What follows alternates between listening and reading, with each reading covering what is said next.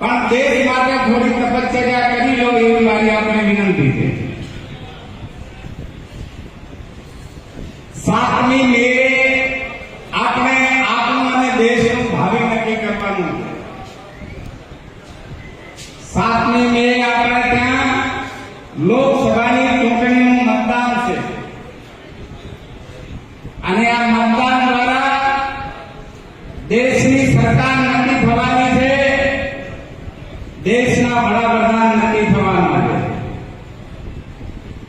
આ ચૂંટણી માત્ર સંસદ સભ્યની નથી, પણ દેશના વડાપ્રધાન નક્કી કરવા માટેની ચૂંટણી છે. કેન્દ્ર સરકાર ચૂંટવા માટેની ચૂંટણી છે. જે સરકાર આગામી 5 વર્ષ માટે સમગ્ર દેશની જનતાનું ભાવિ નક્કી કરવાની અને એ કામ કરવા માટે આપણે આ વિસ્તારના મતદારો જઈ રહ્યા છે, પ્રજા જઈ રહી છે. એટલે ભારતીય જનતા પાર્ટીના કાર્યકર્તા તરીકે એમાં મારી શું ભૂમિકા હોઈ શકે એના માટે નરેન્દ્રભાઈ મોદી સાહેબને ત્રીજી વખત દેશના વડાપ્રધાન બનાવવાના છે. એવું તમને પૂછું છું, ત્રીજી વખત મોદી સાહેબને દેશના વડાપ્રધાન બનાવવાના છે. મોદી સાહેબને જો ત્રીજી વખત દેશના વડાપ્રધાન બનાવવા હોય તો મોદી સાહેબને કોણ કામ આપવાનું છે? કમળવાળો હશે કામ આપવાનું. આ તો સીધું ગણિત છે ને, અમુક મોટી ભૂલી છે. તો મોદી સાહેબને જો વડાપ્રધાન બનાવવા હોય, જે મોદી સાહેબના એક શબ્દથી આ વિસ્તાર માટે 1200 કરોડની એક નવી 15મી પાઇપલાઇન મંજૂર થાય.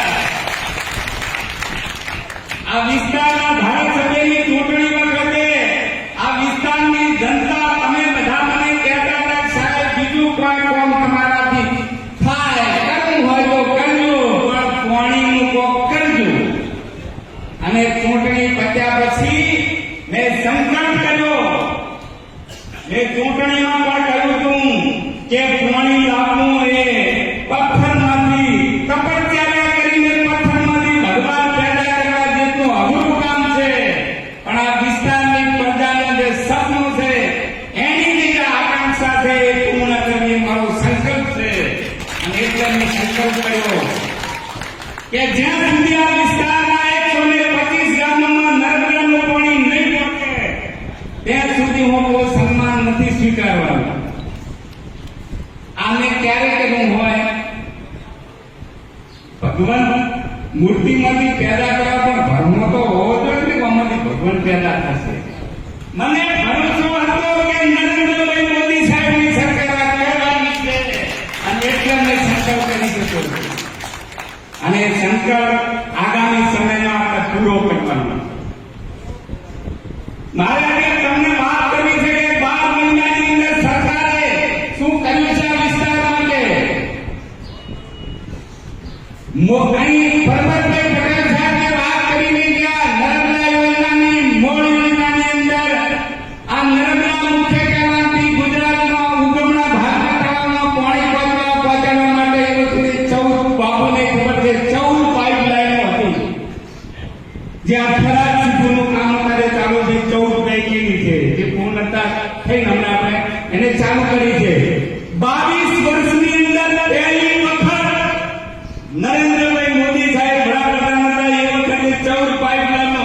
અને આ 22 વર્ષમાં મોદી સાહેબ દરબાર બોલીને ગયા હતા કે કેસાજી મારા વતી કહી દેજો નર્મદાનું પાણી જે નથી પહોંચ્યું તે પહોંચવાનું છે.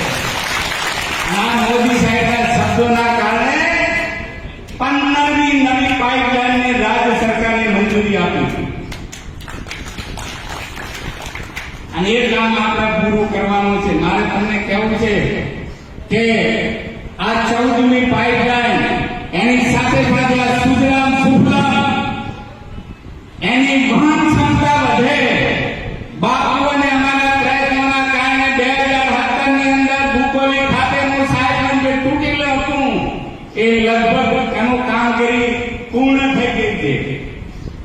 અને આની આ સુજલામ સુફલામ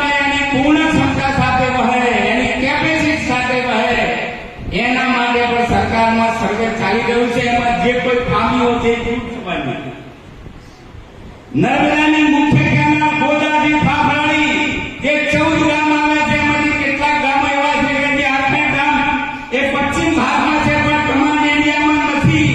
એને કમાન્ડ એરિયામાં લેવા માટેનો સરકારે સૈદ્ધાંતિક મંજૂરી આપી દીધી. આ બાજુ થરાદથી સીધું જે પાઇપલાઇન છે એમાં આપણા વિસ્તારના 5 ગામો એના તળાવમાં પાણીમાં નોંધવાનું તમે ચાલુ કરી દીધું. હમણાં બાકીના ગામોની અંદર પાણી ચાલુ થવા જઈ રહ્યું છે. ચોગાડી દોરડીવાળા જે પાઇપલાઇન છે એમાં પણ ભીલડી, રતનપુરા, પાલડી, રામબાસ અને મુલરપુરનો તો આપણે ટેન્ડર કરાવી દીધું. 91 લાખના ખર્ચે મેં આનું ખાતમુહૂર્ત પણ કરી દીધું. રતનપુરાનું ઓનલાઈન ટેન્ડર છે, એ બધા ગામો પણ એમાંથી જોડાવાના છે. આ બધું કામ પૂરું કરવાનું છે. બધા તમે રોડ માંગો છો, રોડ આ બધું કામ કરવાનું છે. શાળાઓનું કરવાનું છે, આરોગ્યનો જે 56 પેટા આરોગ્ય કેન્દ્ર હું આ તો એ દિયોદર તાલુકાના ટેન્ડર મંજૂર થઈ ગયા. લાખણી તાલુકાનું રીટેન્ડરિંગ બધે કામ કરવાનું છે. તો આ કામ છે વગેરે પૈસે થવાના. તમે ઘરે કોઈ એક કિલો ગોળ લેવા તો સુધરીમાં તો જવું પડે, જવું પડતું નથી. તો આ ગ્રાન્ટ વગેરે સરકારના પૈસા વગર થવાના છે. અને પૈસા જોતા છે તો આ ચૂંટણીના કારણે તમે એક વાત તો માનો છો કે મોદી સાહેબ અત્યારે વડાપ્રધાન છે અને ચૂંટણી પછી પણ વડાપ્રધાન રહેવાના છે. આમાં કોઈ શું શંકા છે? કોઈ શંકાઓ ઉભો થઈ જાય છે? શંકા કોઈ નહીં. ગુજરાતમાં ભાજપનું રાજ છે અને રહેવાનું છે, આમાં કોઈ ફેર પડવાનો છે. તો આ બધા કામ પૂરા કરવા હોય તો પૈસા ક્યાંથી આવશે? કોણ આવશે? ભાજપ સરકાર. આ લક્ષ્મીજી છે ને, લક્ષ્મીજીનું વાહન કમળ છે. કમળને આપણામાંથી ચોંટીને મોકલશે તો એ કમળ ઉપર અસર થઈને લક્ષ્મીજી આપણા વિસ્તારમાં આવશે અને આપણા કામ કરશે. આ વાત આપણે મતદારો સુધી પહોંચાડવાની નથી. એટલા માટે તમને મેં વાત બોલાયા છે. તમે તમે અમારામાં મને શંકા છે કે કોઈ છે નહીં, પણ આ વાત મતદારોને કહેવી પડે. અને આપણા વિસ્તારની પ્રજા એ વખત ભૂલી પડી હતી 2017 પડી હતી. અને પછી કે કાઢો બાવીમાં ક્યાં કાઢ્યું? બધા કામ ફરખાઈ ગયા. થઈ ગયા નહીં નથી થઈ ગયા. તમને પૂછું બધા જ કામ મેં મંજૂર કરાયું. કામ 5 વર્ષમાં પૂરું નતું થયું. આ અનુભવ આપણે કરી ચૂક્યા છીએ. અને ફરી આ વિસ્તારની પ્રજા, બનાસકાંઠાની પ્રજા ભૂલી ના પડે અને સાચો રસ્તો બતાવવાની જવાબદારી ભારતીય જનતા પાર્ટીના કાર્યકર્તા તરીકે આપણે. અને મિત્રો, કોંગ્રેસની મારે કોઈ જાતિ વાત નથી કરવી. કારણ કે એની વધારે વાત કરવાથી અને વધારે મહત્વ આપવાની કોઈ જરૂર નથી. કોંગ્રેસ એટલે કડવો બીજવારો, સમજી લો. અને આ કડવો બીજવારો જો આવી ગયો એટલે તમારા બૂથમાં સમજીને ચાલજો. જો કડવો બીજવારો તમારા ગામમાં બૂથમાં આવી ગયો તો દરેક વખતે તમને નડશે. આ વિસ્તારના તમારા કાર્યકર્તા તરીકે આપ સૌને વિનંતી પણ કરું. અને હું બધા જાતિ વાત નથી કરવી, પણ હું બધાને સંબોધનમાં કીધું સાહેબ તો કઈ પછી આવ્યા તે લોકપ્રિય ધારાસભ્ય છે. એટલે તમને ગમે જ નહીં. ગમે જ હું પૂછું છું. ના બધે કીધું કે સાહેબ લોકપ્રિય ધારાસભ્ય તમને ગમે ને? હું તમારે આગા પાછળ થાય અને કાલે આજે કંઈક અપ્રિય ધારાસભ્ય તમને ગમશે તમારા હાથમાં છે.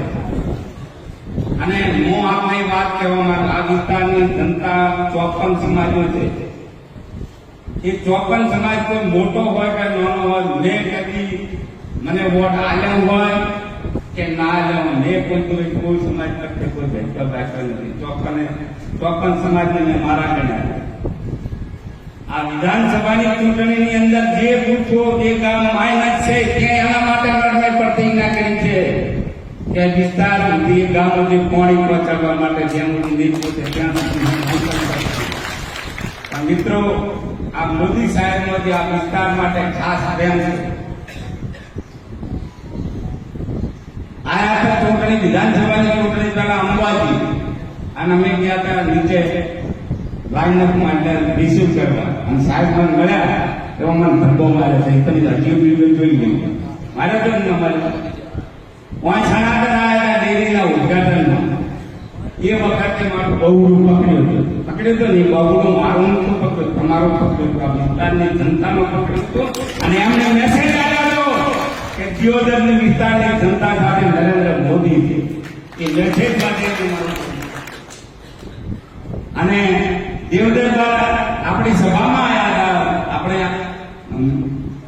આપણી બોર્ડર ઉપર ત્યાં પણ એમણે કીધું કે કેસાજી પાણી માટે તમે મારામાંથી ખાતરી આપી દેજો. દેશનો વડાપ્રધાન હું તો નિમિત્ત છું, પણ તમને એમ કે દેશનો વડાપ્રધાન હું તો તમારો જનપ્રતિનિધિ તરીકે અમે જે ચૂંટણીમાં પણ કીધું છે કે લોકશાહીની અંદર પ્રજાનો ચૂંટાયેલો પ્રતિનિધિ પ્રજાના હાળી કરતા વિશેષ કોઈ નથી.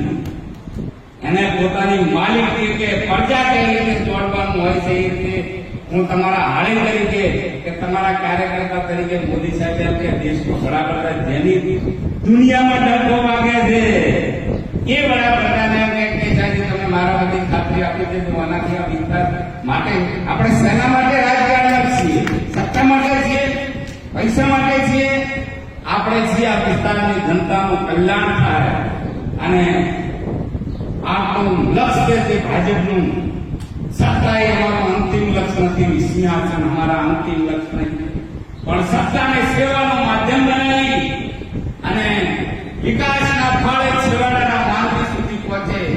જ્યાં વિકાસ નથી પહોંચ્યો ત્યાં પહોંચે, એટલા માટે આપણે રાજકારણમાં છીએ. અને એ જો લક્ષ્યને હાંસલ કરવું હોય તો સરકાર પક્ષ હાથે રહી અને સરકાર પક્ષ નરેન્દ્રભાઈ મોદી સાહેબનો પોતાનો પર્સન છે. અને મોદી સાહેબના પોતાના પર્સનમાં જો આપણે ઢીલા રહીએ, હું આપણે ખાતરી આપું છું આ વિસ્તારને, પ્રજાના કાર્યકર્તાઓને કે જ્યાં સુધી કેસાજી ચૌહાણ જીતે છે ત્યાં સુધી હું તે મને આ વિસ્તારની જનતા તમારા માટે જે કઈ સંઘર્ષ કરવો પડશે, જે કઈ કામ કરવાનું થતું છે કરી લઈશ. પણ નરેન્દ્રભાઈ મોદી સાહેબના પોતાનો પર્સન હોય અને એ પર્સનની અંદર જો આપણા ઢીલા રહીએ તો પછી જણનારીનું ધારણ રાખે. એટલા માટે મારે આપવાની વિનંતી કરવી છે કે અહીં જે આપણા મહાનુભાવો કહેવાના છે કે જે ઘર ઘર સંપર્ક અભિયાનનો કાર્યક્રમ જે એપ્રિલ 6 એપ્રિલ 5 એપ્રિલ આવી રહ્યો છે, એમાં ઘેર ઘેર પહોંચી અને મોદી સાહેબનો આ સંદેશો કમાણી આપણો ઉમેદવાર છે. રેખાબેન તો નિમિત્ત છે, કોકને તો લડાવવા પડે, તેમ મને લડાવે. રેખાબેન એ તો નિમિત્ત છે, પણ નરેન્દ્રભાઈ મોદી વડાપ્રધાન બનાવે એ બને એ આપણું લક્ષ્ય છે. અને એ લક્ષ્યને હાંસલ કરવું હોય મોદી સાહેબે, હું દાવા સાથે કહું છું કે કોંગ્રેસના 5 વર્ષના ધારાસભ્ય તરીકેના એમના ગાળા દરમિયાન આપણા બધા જ કામ ઠપ થઈ ગયા હતા. એ બધા જ કામને આપણે 10 ગણી ગતિથી આગળ વધાર્યા. અને આગામી સમયની અંદર આ મારું લક્ષ્ય છે કે 2027માં એ વખતે પાર્ટી જેને લડાવે પણ 2027 સુધી આ વિસ્તારના 125 ગામોમાં પાણી પહોંચે એ આપણું લક્ષ્ય છે. આ વિસ્તારના જે રોડ રસ્તાઓ બાકી છે એ વહેલા પાકા બને એ આપણું લક્ષ્ય છે. આ વિસ્તારમાં આરોગ્યની સુવિધાઓ દરેક ગામ સુધી પહોંચે એ આપણું લક્ષ્ય છે. આ વિસ્તારની અંદર શિક્ષણની અંદર જે ખૂટે છે એ શિક્ષણની સુવિધાઓ ઊભી થાય એ આપણું લક્ષ્ય છે. અને આપણા માટે મોદી સાહેબે કીધું છે કે 4 જ ભરપૂર છે, 4 જ છપાય છે. એક છે અન્નદાતા એટલે ખેડૂતનો વિકાસ થાય તો બધાનો વિકાસ બધા સમાજમાં થઈ કે ના. બીજો વર્ગ છે મહિલા બહેનો. આ મહિલાઓનો વિકાસ થાય તો બધા સમાજોનો વિકાસ થઈ જાય. અને ત્રીજો વર્ગ છે યુવાનનો વિકાસ થાય તો તમામ સમાજોનો વિકાસ થાય. અને ચોથો વર્ગ છે ગરીબ. જે ગરીબો છે એ પણ એ અભર બની આત્મનિર્ભર આત્મનિર્ભર ભારતમાં અને ભારતના વિકાસની અંદર ગરીબો પણ પોતાનો ફાળો આપી શકે એવી યોજનાઓ દ્વારા ગરીબો પણ વિકાસ સાથે આ ચાર વર્ગો ખેડૂત, મહિલા, યુવાન અને ગરીબ આ ચારે ચાર વર્ગોનો વિકાસ થકી દેશની 140 કરોડ જનતા એ દેશના વિકાસની અંદર પોતાનો ફાળો આપે એ આપણા સૌનું લક્ષ્ય અને લક્ષ્ય હાંસલ કરવા માટે આપણા ઉપર જે મોદી સાહેબનો ઉપકાર છે એ તમે મોદી સાહેબને ડાયરેક્ટ એનો બદલો આપણે નહીં આપી શકીએ, પણ હાથ પહોંચી તમારા મતદાન મથકમાં પ્રજાને કહેવાનું કે મોદી સાહેબે જે આપણું કામ કરી રહ્યા છે, જે અધૂરથી કરવાના છે મોદી સરકાર, એના માટે થઈ અને 5મી તારીખે તમે કમળનું બટન દબાવો એટલે ડાયરેક્ટ મોદી સાહેબનું બટન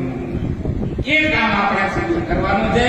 અને મને સંપૂર્ણ વિશ્વાસ છે કે દિવસ મોજલું ખાતે આપણે કહ્યું કે વિધાનસભાની અંદર લોકસભાની ચૂંટણીની અંદર જીરોની વિધાનસભા મત વિસ્તાર સૌથી હાઈએસ્ટ રહેશે. આ મત વિસ્તારમાં આ તમારા ભરણને કીધું યાદ છે ને? તો હવે ભરવાની બે પાડો ના જણે જોવાની જવાબદારી તમારા સામે. એટલા માટે આપણે આ વિસ્તારને વિકસિત વિસ્તાર મરણ જીવતા વિસ્તાર વિકસિત ભારત સાથે વિકસિત વિસ્તાર બને એ આપણો પણ સંકલ્પ છે. એ સંકલ્પને સાકાર કરવા માટે નરેન્દ્રભાઈ મોદી સાહેબને ફિર એક બાર અબ કી બાર અને એ કરવું હોય તો 7મી મે સુધી આપણે સૌ કાર્યકર્તાઓ એક થઈ અને પોતપોતાના બૂથમાં પોતપોતાના ગામની અંદર પોતપોતાના વિસ્તારની અંદર પરિશ્રમની પરાકાષ્ઠા સરખી અને મોદી સાહેબ એક વાત ભેટે લખેલી છે કે આ લોકસભાની ચૂંટણી પછી નરેન્દ્રભાઈ મોદી સાહેબ ત્રીજી વખત દેશના વડાપ્રધાન બનવાના છે. એ પરિસ્થિતિ જ્યારે દેશમાં હોય તો મોદી સાહેબને ત્રીજી વખત દેશના વડાપ્રધાન બનાવવા માટે આપણે પણ તન મન અને ધનથી પ્રયત્ન કરીએ એવી આપણી પાસેથી અપેક્ષા રાખું છું. સૌનો આભાર. ભારત માતા કી જય.